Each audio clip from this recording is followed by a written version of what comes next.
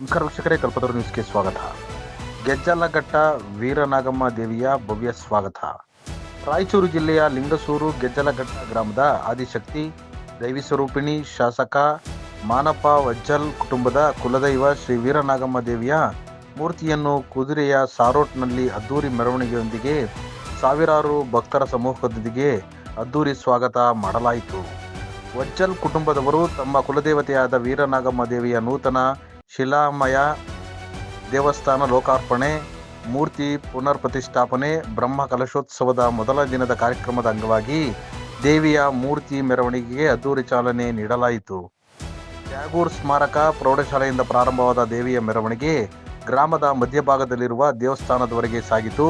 ಮೆರವಣಿಗೆಯಲ್ಲಿ 501ಕ್ಕೂ ಹೆಚ್ಚು ಸುಮಂಗಲೆಯರ ಕುಂಭ, ಕಳಸ, ಡೊಳ್ಳು ಕುಣಿತ, ವಿವಿಧ ಕಲಾ ತಂಡಗಳ ಕಲೆ ಪ್ರದರ್ಶನ, ಪಟಾಕಿ ಸದ್ದು, ಭಾಜಾ ಭಜಂತ್ರಿ ನೋಡುಗರ ಕಣ್ಮನ ಸೆಳೆಯಿತು. ಸಂಜೆ ಧರ್ಮಸಭೆ ಕಾರ್ಯಕ್ರಮ ನಡೆಯಿತು.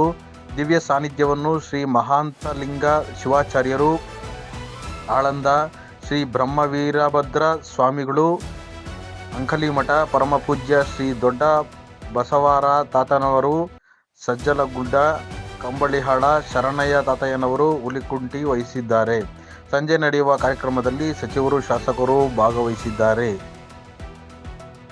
ಈ ವೇಳೆ ಮಾನಪ್ಪ ಡಿ ವಜ್ಜಲ್, ಕರಿಯಪ್ಪ ವಜ್ಜಲ್, ಈಶ್ವರಪ್ಪ ವಜ್ಜಲ್, ಮಾಜಿ ಸಚಿವರಾದ ಬಸವರಾಜ ಪಾಟೀಲ್ ಅನ್ವರಿ, ಅಶೋಕ್ ಭೂಪಾಲ್ ಜಾಗೀರ್ದಾರ್, ಬಿಜೆಪಿ ಮುಖಂಡರಾದ ವೀರಣ್ಣಗೌಡ ಲೆಕ್ಕಿಹಾಳ, ಶಂಕರಗೌಡ ಬಳಗನೂರು, ಹುಳಿಮೇವೇಶ್ವರ, ಪರಮೇಶ ಯಾದವ್, ಗ್ರಾಮಸ್ಥರಾದ ತಿಪ್ಪರಾಜ, ಗೆಜ್ಜಲಘಟ್ಟ, ನಾಗಭೂಷಣ್, ಮಂಜುನಾಥ್, ಸುರೇಶ್ ಸೇರಿದಂತೆ ಸಾವಿರಾರು ಜನರು ಭಕ್ತರು ಹಾಜರಿದ್ದರು. ವರದಿ ರಂಗಪ್ಪ ಬೋವಿ, ಲಿಂಗಸೂರು.